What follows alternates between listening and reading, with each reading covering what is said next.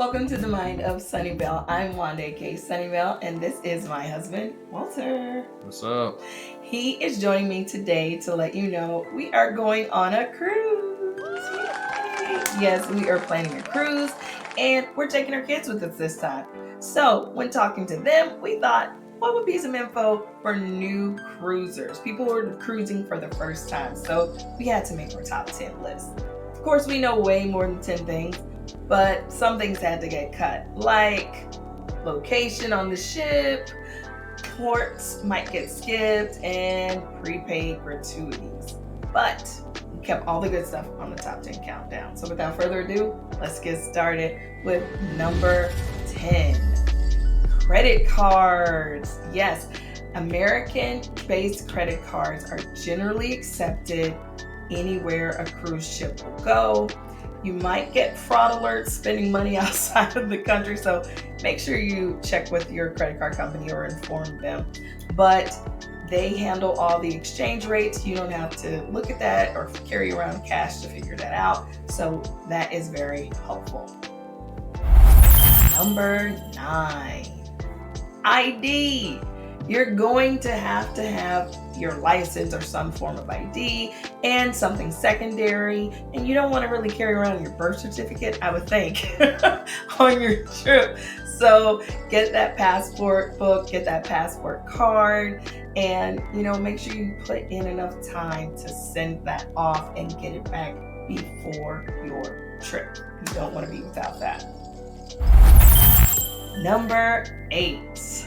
I'm going to let Walter talk a little bit about number 8. Yeah, anti-nausea, you need to pack it, whether it's going to be some kind of chewable pill, some kind of patch on, your neck, or some kind of something you wear on your wrist. I tried to cruise without this, and my wife was pregnant and didn't get sick. But even me just being normal, just vomited everywhere. So definitely want to pack that anti-nausea, whatever. And I will say, I've started to feel it a little bit sometimes, so even I have to use it. So pack it just in case. Number 7, you may not need the drink package on your first cruise. And I don't just mean like alcoholic beverages. I mean actually like the sodas and the waters. You should probably on your first cruise just kind of look at how much you actually spend on drinks. Again, non-alcoholic or alcoholic, and see if the cost of the package is even really worth it for you, because the cruise ship usually has lots of water or juices that are available that are included in your price, so that's not something you have to have unless you just want to. Number 6. There's more options than the buffet. Wouldn't you agree, Walter? Man, our first 2 cruises, we just got hypnotized by the buffet. So this last cruise, we just really explored beyond that buffet.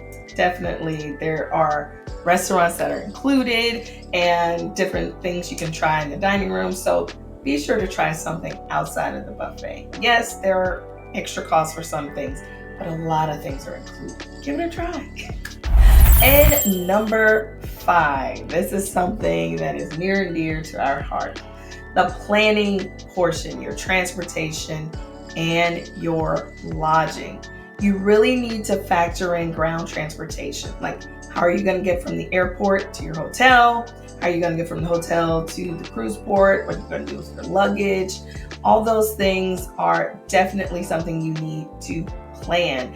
And I think related to that, Walter, you want to talk about like flying. Yeah, you definitely don't want to fly in the day of your cruise. I mean, most cruise ports are in Florida, and just the thunderstorms and delays, you're going to end up missing your cruise. And even on the back end of your cruise, you want to give yourself some time to make sure that you schedule your flight in the late afternoon.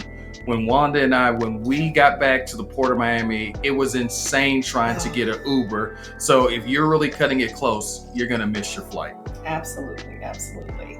And just as important, number 4, be aware of ship time. If you know, you know. The ship has its own time, and you need to match it. When they say that's when we're arriving, that's when we're leaving, they stick to ship time. It doesn't matter what your watch or your phone says. Ship time is important. We have seen the pier runners because they were running to try to catch the ship before. It's a sport. People enjoy watching. It's kind of sick. It is. It's kind of. I've been on the balcony watching. I'm going to admit, we've watched some pier runners, but you need to match ship time. Get back on time. Don't be late. And I think number 3 is kind of related to the ship time. Why don't you tell me about it, Walter? Yeah, you want to get excursions through the cruise lines. I know there are going to be other people with videos that say you don't have to get it through the cruise line, and they're telling the truth. However, when you get it through the cruise line, you're getting somebody that's been vetted by the cruise line. Yes. We see the stories of accidents and things that are happening, but you go through the cruise line, number one, they're not going to leave you in that port, and more importantly, you have a better chance of having a safe time while enjoying yourself at whatever excursion that you do. Absolutely. So, once you've been to a location, if you're familiar with it, you feel like you can go off on your own, fine. But the first time, you should definitely choose an excursion through the cruise line. Number 2, research the ports and excursions available. This is a really big one because not every activity is available at every port. For example, we went land sailing in Bonaire, and Awesome. it was amazing. It was awesome, but that was something unique to Bonaire. You can't do that everywhere just because of the unique conditions you need to do that activity. So it's not something you can do everywhere. So check out the ports, check out the excursions, see if what is happening there is something you actually want to do. And number 1, because I love research, Walter knows it.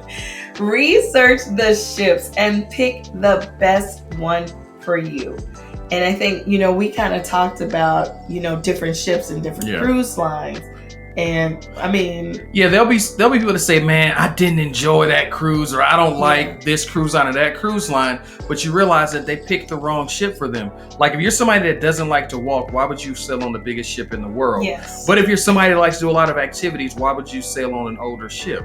Yes, absolutely. Not all ships are created equal, even within the same cruise line. Yes. Because they'll have different restaurants, entertainment. Like Walter said, the size of the ship can be different, even the types of rooms that are available. So you really need to research the ship and pick the best one for you. Yes. So that was our top 10 list. We really thought about what would be beneficial to people who are cruising for the first time. So, we have some questions for the comment section, right? So I think you had a question you wanted to ask them, Walter. What did you want people to put in that comment section? We want to hear about your first cruise. So for some people, this isn't they're going to be their first cruise. We want to hear, where'd you go on your first cruise? What ship, what cruise line, all that kind of stuff. Absolutely. And what location? Yep. And I wanted to know, was this list helpful, or do you think there's some things that should have been added or should have been taken away from this list? Maybe you're a seasoned cruiser and you see things a little differently. What do you think could change about this list? And make sure you let me know in the comments. Thanks, Walter, for hanging out with me today and helping me with my video. Until the next time, have a Sunnyvale day. Goodbye.